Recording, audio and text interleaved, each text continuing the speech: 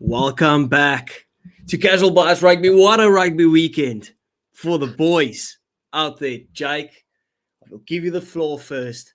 How are you feeling after a magical Springbok victory? I'm feeling great because of the Quilter Nation Series ones. I think I'm 6 from 6 predictions. That's that day, so I'll take that. Lovely. Springboks winning. I mean, as expected, you're playing against a weakened French side, so it was always expected. Don't start.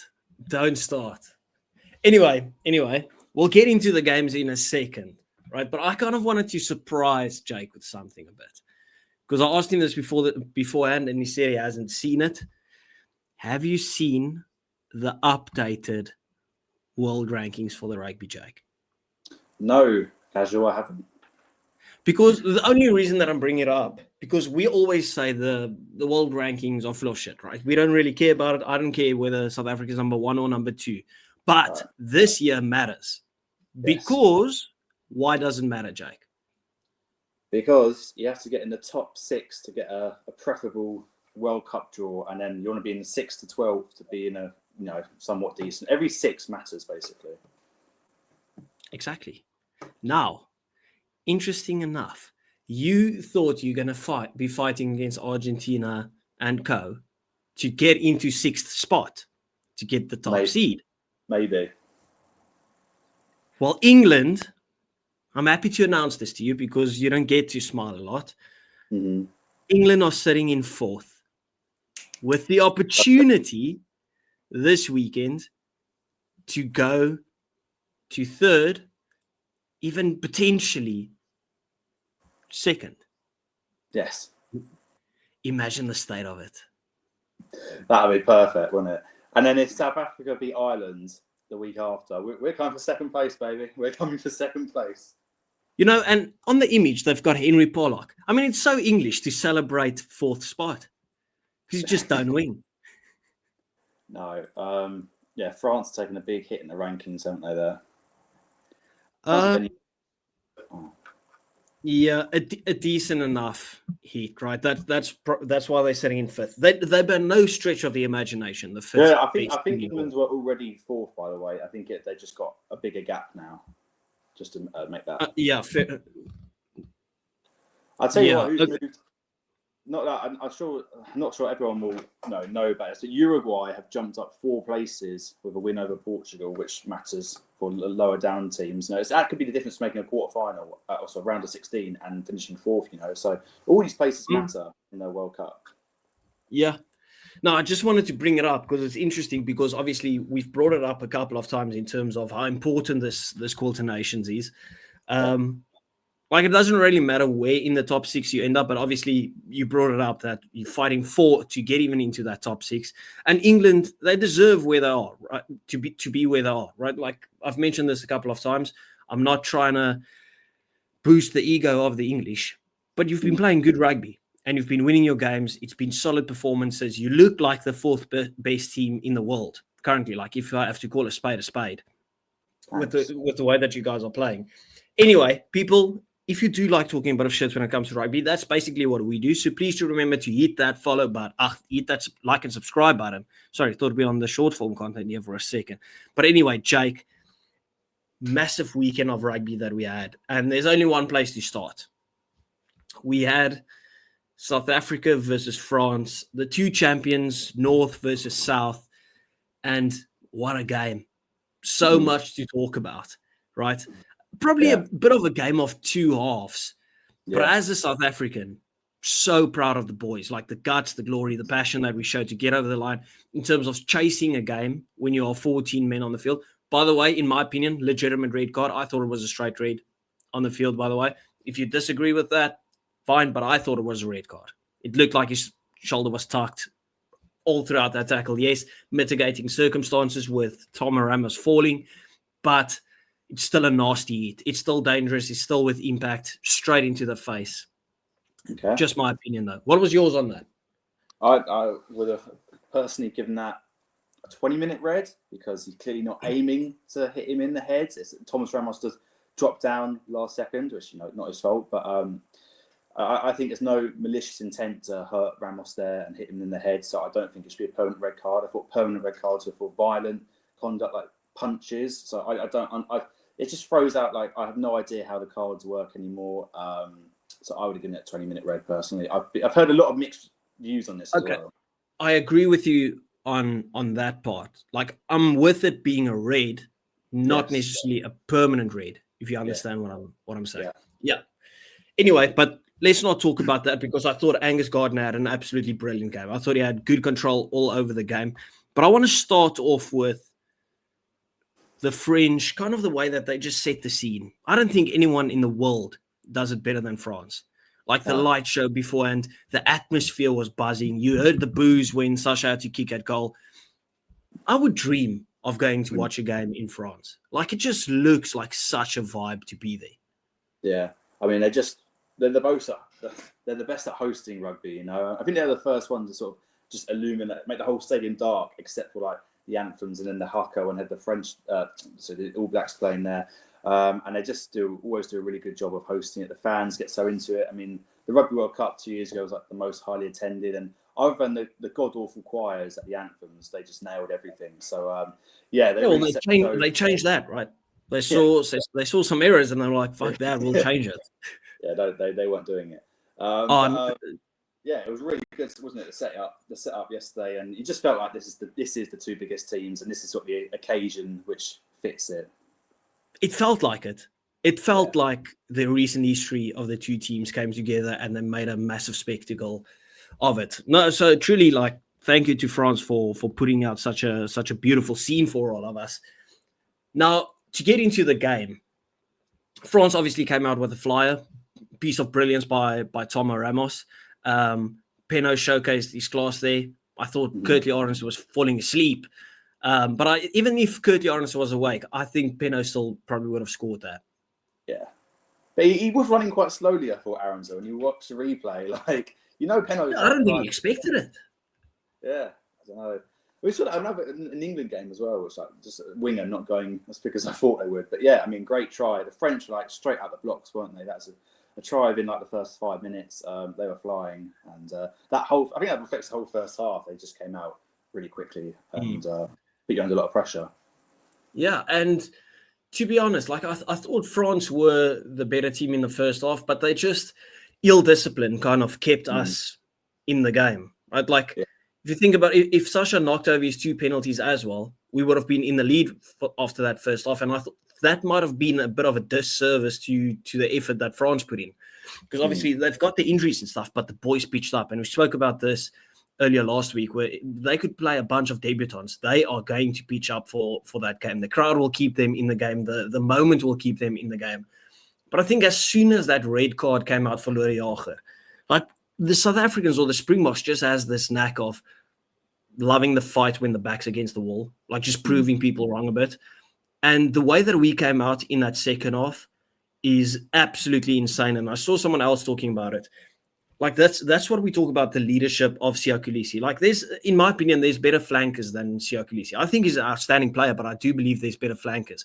But the leadership is just unmatched. In his biggest game, like, personally, it's his 100th game for the Springboks, to be subbed off and say, "Shup, I'm happy" at halftime for a utility back playing a bit of forward to give us kind of that balance again. That's leadership, right? And you saw the team just taking some of that spirit into the second half, because in the end, what was the second half score? Like 19-3? Yeah, something like that. With 14 men. Surely at some point you'll also give us our credit for that one. No, I don't know. Because like, for the first 20 minutes, it was still like really low scoring like that. Was it the first try you got was the BLBOA one, which we'll get onto that in a second. But like for 20 minutes, it was still really tight. The French got 1 penalty and they were doing well. And then I don't know what happened. They seemed to switch off. Like you put them under really good pressure in the last half an hour, sort of territory wise. They could never seem to get out their own half in the sort of back half of the game. But that's what I mean. Maybe their intensity dropped or something.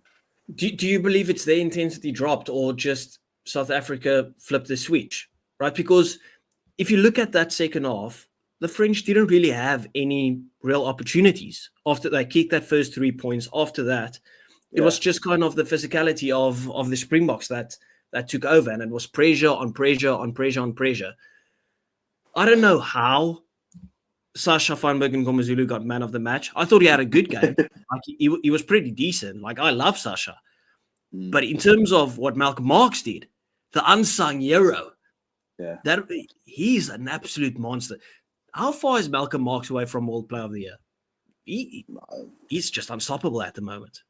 He's always that good, isn't he? Like, he's always, every single game you see him, he's like 8, 9 out of 10 guaranteed. Like, he's just, that's why he's always up there. Dan Sheehan, who's the best hooker in the world. You don't hear anyone else. It's always Marks or Sheehan, and he's just absolute class. But I've not actually had time yet to watch this game. I've watched a couple of them back, but this one I haven't. So I can't really remember why they weren't getting anywhere, France, and what really changed the momentum. But they should not be losing 4 points up with an extra man at home. Okay, they've got a few debutants, but they shouldn't be losing 19 points in the last 20 minutes. Like, something's gone wrong with the French. Like, they can perform to a really high standard. South Africa turned it up, and they didn't. And something went wrong in their last 20 minutes. I think more so than South Africa just being amazing. Personally, I think that the physical battle got a bit of the upper hand over the French. And the reason that I'm saying this is when you've got new guys, new props, and you put them in such a high intense environment, like, you can expect the wheels to fall off a bit. We saw it with Rassie subbing Buan Venter at 30 minutes, 31 minutes, just saying, like, maybe he wasn't ready for this type of intense game. I expect Buan Venter to still get a lot of games for the Springboks. I don't think it was necessarily horrible, but you could see it. And I think he's kind of in the same WhatsApp group as with the French. Like, they stuck in it for a while. The adrenaline was there, obviously, but then the experience came on, the big boys came on, and the legs obviously just started giving in. You saw the mauls just kept rolling and kept rolling. The scrums, every scrum was a scrum penalty nearly for the Boks. And that's kind of when the adrenaline leaves the system and reality kicks in, where it's just like, you haven't been in this specific environment yet. I think the French will do a lot better if we had to play again, because now they've tasted that a little bit. But the Boks have been in that situation over and over and over and over again, where that's kind of what gave us the upper hand. And then when we finally got in the lead, we didn't eat the brakes on. We just said, we're going to keep ball in hand, and when we're going to kick, it's going to be attacking kicking. So we kept ourselves in the game to get the opportunity back for the ball. That's just kind of my little analytical brain thinking about it. And I don't think that's too far-fetched. No, you're mostly right, I think. I think maybe just, the experience of the South African team. I mean, they had like over 1,000 caps or something. That's just outrageous. Yeah. And there were a lot of sort of French players who were quite new. Like, I didn't know all of those players. So I think that's probably something that helped South Africa. I think the new props, I had to watch again how they did around the park. They struggled a bit at scrum time compared to the South African ones, which I was surprised they took Venter off so early. I mean, he seems to be doing all right, but I think it's just experience. And as I said, South Africans have been trained together for quite a bit longer than the French. I mean, a lot of fans have been getting annoyed at me for saying that, but that is the truth. I think so. That's helped South Africa get over the line, I think. Yeah, and it's a cliche thing to say, but obviously the French would have been a bit cold coming into this one. Like, no warm-up game last week or anything like that. And obviously you could say it's the French's own fault, right? Like, it's not that this game was announced a week ago and all of a sudden they have to be ready, right? So my sympathies aren't there necessarily for the French in that regard, but I still think overall the French can take a lot of positives from that game. I thought they looked really good in certain patches. I thought Tomo Ramos was great. I really thought he controlled the game for the French. And if you add a couple of guys back in there, that would make huge differences for them. Like, they've got Luke and they've got Legarek, but you've got Antoine Dupont coming back. Jalibert is obviously not there. And I thought Entermark is really struggling. Like, he's just not been the same guy since his injury in 2023. And he got run round by Sasha, which is like, I know Sasha's quick, but Untermatt should not be getting run around him like that. Like, the French need a lot of big names that they can still add to this team. So this will not be the same French team that you'll see in the Six Nations. They'll be ready. They'll be good to fire on all cylinders come next year Feb. So I don't know how they didn't give a penalty try for that BLBRA. Sort of deliberate knock on. That was a clear penalty try. Like, who was it? Creel was going to catch. He would have scored. So they got away. But I think we scored anyway from there, didn't we? You did. But it's still iffy referee opinion. Yeah. Anyway, that kind of wraps it up for that game. I just wanted to, one final time, Malcolm Marx, absolute monster. If you think about it, with all the other guys that usually stand out, that get the props, like a Chesney Colby, Kurtley Arendse, Sasha, Pieter-Steph du Toit, Malcolm Marx, he obviously gets his flowers because he also stands out. But he really stood out in this one. That was a big name, big game, that type performance that was needed. Anyway, we'll take that. Obviously, I think that secures us for the end of the year in the number one spot, no matter what happens next. Anyway, we had an absolute belter to start off the weekend with. And an absolute sensational watch. Yeah. New Zealand. USA, Georgia. Shut up. New Zealand besting Scotland. Yeah. Did you think the time has finally come? No. I could always just feel New Zealand would do what they always have done, what the team of old would do, and get a final gut-punching try. So, yeah, it feels a bit like that result where, we mentioned it a few episodes ago, where New Zealand got that final try against Ireland, like in 2013 or something. It felt a bit like that, where the Scottish were kind of in it and then conceded late on. It was still like 6-7 minutes, but I never felt like Scotland were going to get over the line. But man, if you look at it as the game, they probably should have won that. They really should have won that. I said it in a video where it's like, obviously at 17-0 for the All Blacks, I thought that's game over. Yeah. Right. And the Scots could have only blamed themselves after that first half, because they had the opportunities, just didn't take it. And they would be kicking themselves. But when you take that 17-0 and you get back to 17-17, there should be enough fight, desire, when you look at the match as a whole, the moment as a whole, to kind of get that hoodoo off your back, finally beat the All Blacks, to get you over the line when you make it 17-17 again. Yeah. And you know the All Blacks will obviously switch on at some point again. And they just let it slip once again. Obviously, D-Mac brilliance. I don't want to take anything away from that. That was absolutely insane. Yeah. But if I was Scottish, I would be kicking myself for that, because this was the opportunity. This was all the momentum was in the Scottish hands. Yeah. I mean, in the first half, they literally got held up over the line at least twice. Like, they should have scored a couple in the first half. And then they get those two great tries in the second half. Can't remember, was it? Yeah, Ashman and King or Stain. But yeah, I mean, they had all the momentum. All Blacks got 3 yellow cards, which were all correct. And you got to punish them in that situation. Like, you had a man extra for 30 minutes, and that and was it's not just any 3 yellow cards. They made them. They punished All Blacks when it was Ardie Savea off. Like, if you can play the All Blacks without Ardie Savea, you'll take that all day long. And then when he came back on, you're thinking, okay, now the All Blacks will start shining again. And right afterwards, a yellow card to Wallace Atiti, who's been the All Blacks' best player that day. Yeah. And you're thinking, now. Now. And yeah, well, when Leroy Carter got a yellow card in the first half, the All Blacks then scored. So I was like, oh my God, that's so Scottish. But this was just the game for them to do it. And I don't know where it completely went wrong. Just sort of Damien McKenzie brilliance in that last 10 minutes. Like, he kicked the 50-22, and then that try is literally one of the best finishes I've ever seen. I don't know how the hell he's managed to change direction so quickly. I don't think Kinghorn does a lot wrong, but like, to twist your body and get it down and not go into touch, it's outrageous. And he grabbed Kinghorn, right, like at the collar, and just whipped him into the ground. Like, if this was a cartoon, it would have been like Kinghorn's head is stuck in the ground with his legs dangling in the air. Yeah. The way that he whipped him. Turns around, bang, pushes it down. absolutely brilliant with one of the worst conversions that you'll ever see. But he totally scuffed it. He kicked it about 20 meters.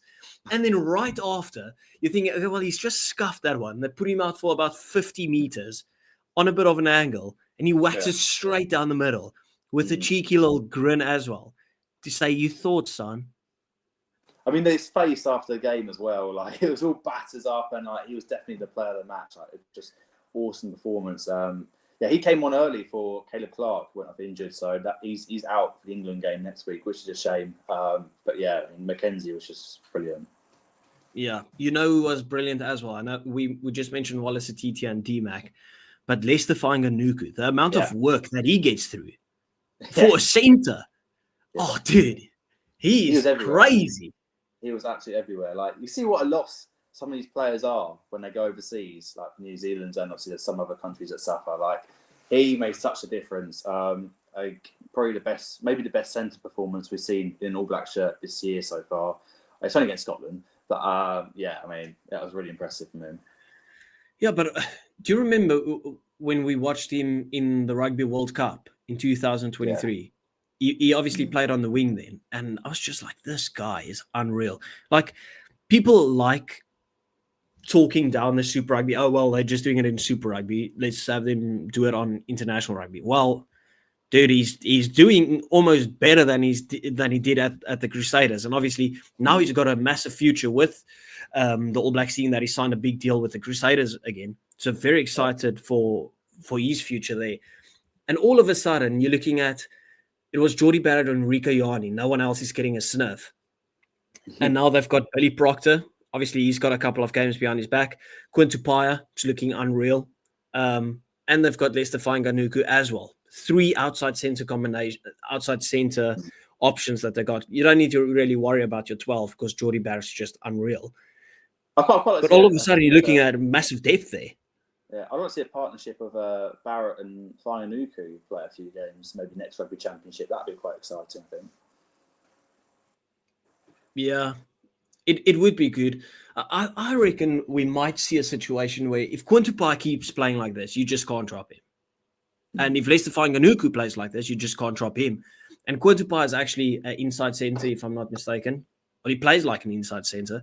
So you could go with Quinn Tupaia at 12, Leicester Fainga'anuku at 13, and then Jordie Barrett kind of for that aerial defensive work at 15 again, and have Will Jordan on the wing. Because I think Will Jordan plays better on the wing, but people might just hate that.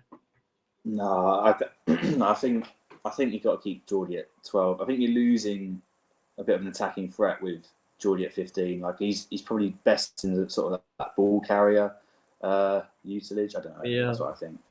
But the fact that they've got flexibility is awesome for a team and a squad. Yeah, exactly. But for the Scots, that's in the comment section. Please tell me how you guys felt after this one. Did you have a glimpse of hope? Did you think this is actually the moment? Or did you have that sneaky feeling? Because for some reason, I'm not going to lie, I thought maybe the Scots will do this with all the momentum. But you see it so many times where a team gets like a blast, let's say off 15, 20, 25 minutes, and then all of a sudden the other team finally wakes up once again. And I thought as soon as that went 17-17, almost immediately, the All Blacks switched on again. And it felt like, okay, the Scots aren't going to score points again. They just missed opportunities. There was opportunities when they could have passed the ball maybe 1 or 2 more times and got over the line, but a couple just carried themselves, and I think they've blown a really big opportunity. And it's a shame because it would have been massive for Scottish rugby and probably quite a big boom for them. But yeah, New Zealand they were the better team overall in the day. Like a couple of really nice attacking plays down the left-hand side, got them a lot of line breaks. So yeah. How good was Finn Russell? He's pretty good. Yeah, very good game in my opinion. Yeah, with a broken knee after about half an hour, yeah, he seems to do pretty well. To be fair, and his kicking was always the whole time. Anyway, game of the weekend. Italy getting it done over the Aussies. And we spoke about this. I got this prediction wrong because I thought the moment and the storytelling around it would have been special for Australia. For the people that missed it, I just said that it kind of felt like the downfall of Australian rugby started with Italy under the Dave Rennie leadership. I actually loved Dave Rennie, but obviously he had such an injury-plagued team. You couldn't really have expected more, but that was kind of the start of the downfall. And then to end that downfall on the come-up year that you've had by beating Italy, it would have been a nice story. What we didn't necessarily bring into consideration was how good Italy was going to be. We said they're going to be good and they're going to be tough to beat, but they were extraordinary. You said that. I said this. It's a good Italy team. It's a better team than the Australian team on the paper, the team sheets that was announced. And they showed it. They were just awesome. I mean, they were so... they've got so many breakdown turnovers, which they always do, like Zuliani in the back row. He's a machine at breakdown turnovers. And I just love... Menoncello is just one of my favourite players ever. Like, I love watching him play. He just always gets over the gain line. The way he presents the ball or stays on his feet in contact, like, he gives time for players to get it. He's just literally the perfect centre. And if he was playing for South Africa or New Zealand, like, he'd be getting shouts or player of the year, like best player in the world. He is unreal. Yeah, the best Wallaby player was Tom Liner. Louis Liner, What? sorry. Italian player. Australian player. I see what you mean. I can't believe I've not realised that. Yeah. No, he was very good. He was very good. And you just got to give your credit to Italy. The way that they performed, you could see how much it meant to them. And when they took the lead again to make it 26-19, and thinking, could Australia fight their way back? It looked more likely that Italy is going to extend their lead than Australia crawling it back, which just tells you their heads were screwed on straight. I'm just trying to think who was like standout players for Australia. I think Tom Hooper added a good physicality. Like, you know, it's important that he's back in the squad. Carter Gordon wasn't bad, I thought. I thought he did all right. You know, first game in 2 years in rugby. Like, give him some credit. His pass was good. He had a good break. But the commentator sort of pointed out that he wasn't kicking off his right foot, and he did once, and he sort of like what's the word? Like, he winced because he's hurt his quad there. So maybe he's been rushed back in, and he probably shouldn't have played. Maybe he should have stuck with Edmed. But I think you've got to call in O'Connor and Ikitau, because they're not getting the best out of Suaalii, are they, right now at 13? And need Ikitau to be partnered with him. And then Jorgensen got rested as well. So, yeah, I mean, Italy with the better team, but Australia missing so many key players right now. And how much confidence do you reckon Italy takes from this game going into the South African game? Because obviously South Africa will probably rotate a bit. Do you think Italy might fancy their chances a bit, especially at home? Yeah, I think there's a chance they could do it. I think there's like a 10-15% chance they could get an upset win here. I mean, it's a big gap going to Australia, who may be a bit better, to South Africa, who are the best team in the world right now. But they can kind of match the physicality, but are they going to be able to cope with the South African defence, the set piece, and then sort of the kicking game? I think that's where they're probably going to lose it. Well, it's going to be an interesting battle, right? Because obviously we met in June, July test, and South Africa, you could see we were very cold. The structure just wasn't necessarily there, and Italy pulled us close. Obviously, we still got over the line, but Italy would have taken confidence from that, and now saying, okay, we're going to play at our home this time, even though we are firing on pretty much all our cylinders. They would say, okay, well, we're gonna go out there to try and prove a point. Yeah. I want to see if Italy beat South Africa and just see it. Where would they get into the rankings? Could they sneak into that 6th spot last minute winner? Could they? I think if Argentina lost both their next 2 games, I don't know who they're playing next week. I don't think they're going to do it. I don't think they'll get a 6-point boost though, would they? They could get a 3 or 4 point boost. I don't know. Who are Argentina playing this weekend? I can't remember. I'm not sure. Anyway, just quickly on England versus Fiji. It kind of went as expected, would we say? Like Fiji coming up, and fronting up in that first half like expected, but then just the bench and the quality that you can bring off the bench, the wheels of Fiji just fell off, and you started being a bit more clinical. What more can you really add to that game as a whole?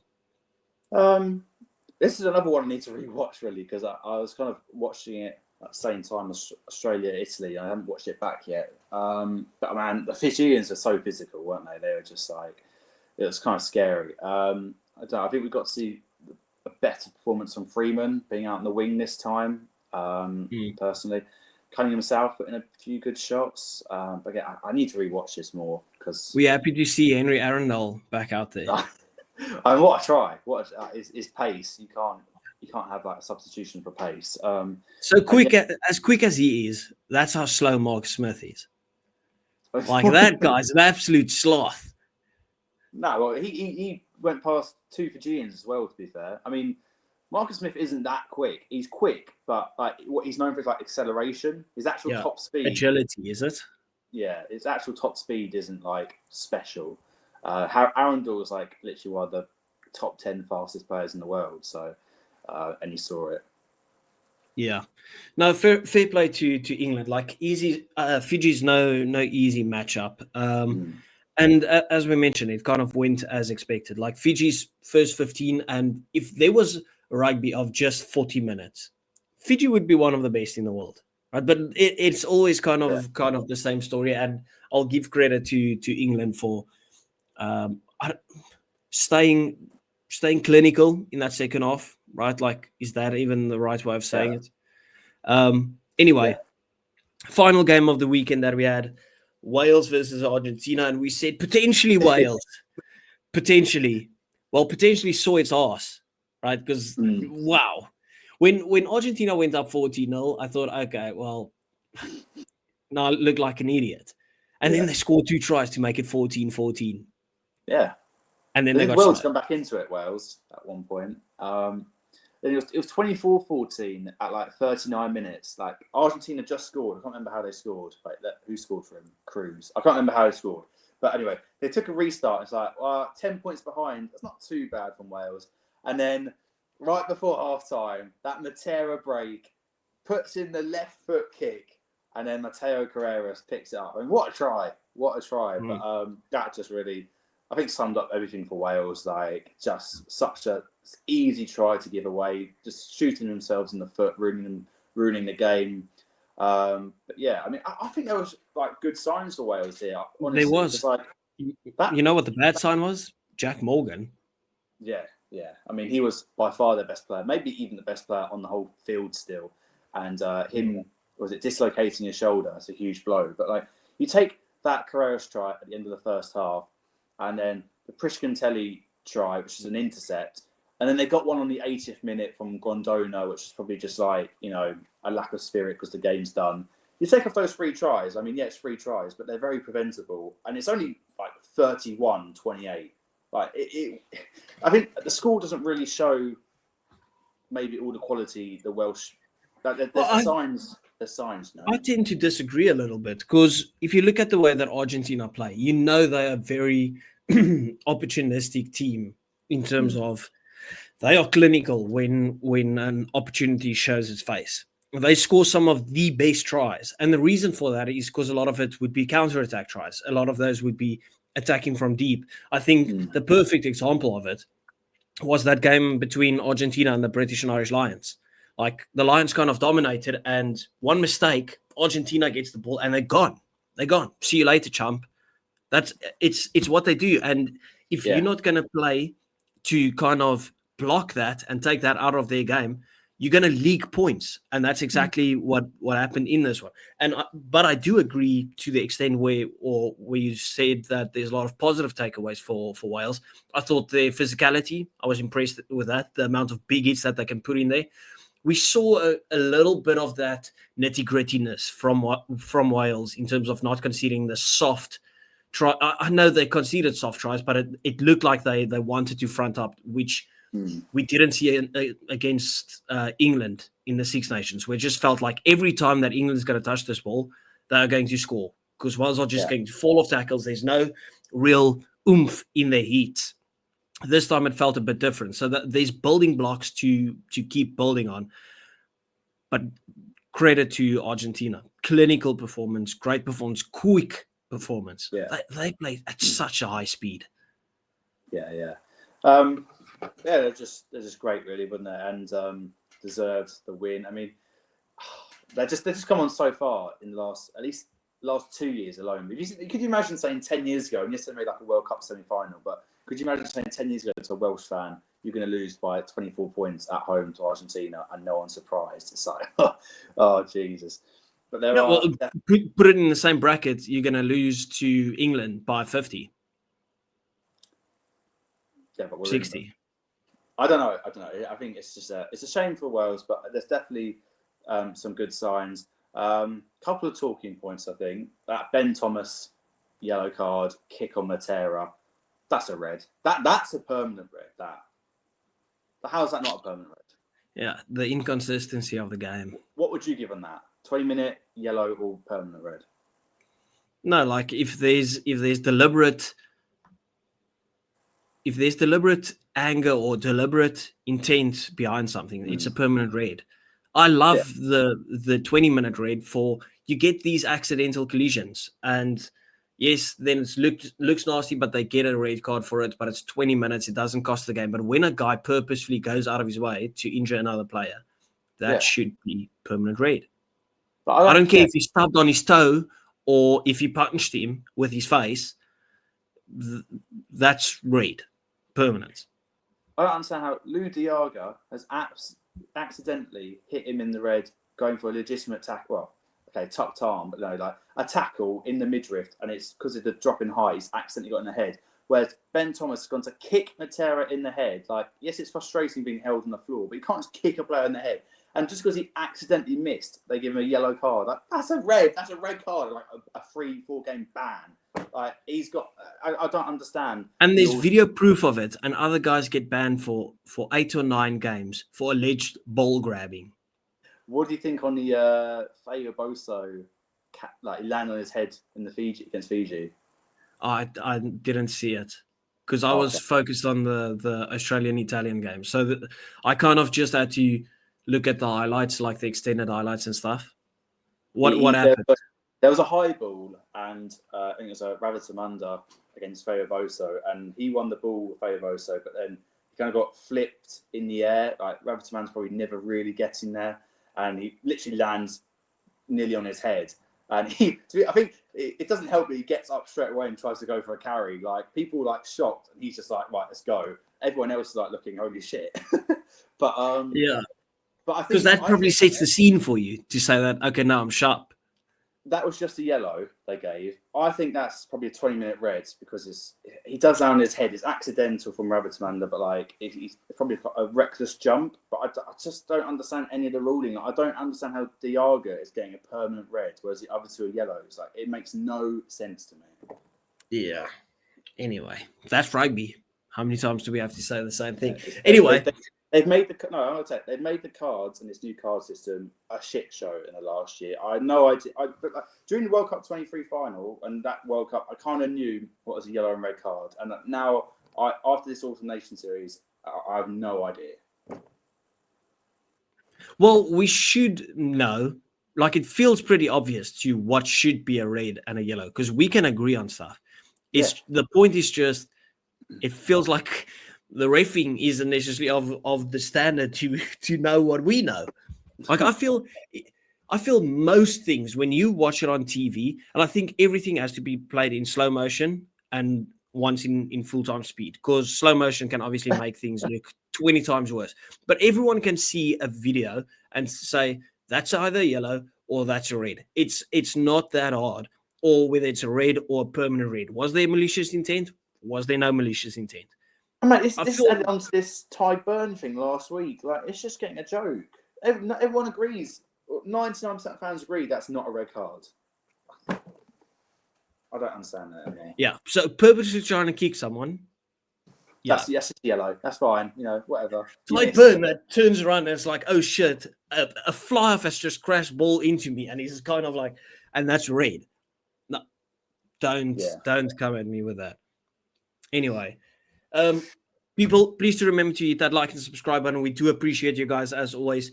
Remember to go and show Jake some love on his YouTube and his TikTok as well. And we are getting ready for round 3 of the Quilter Nations next weekend.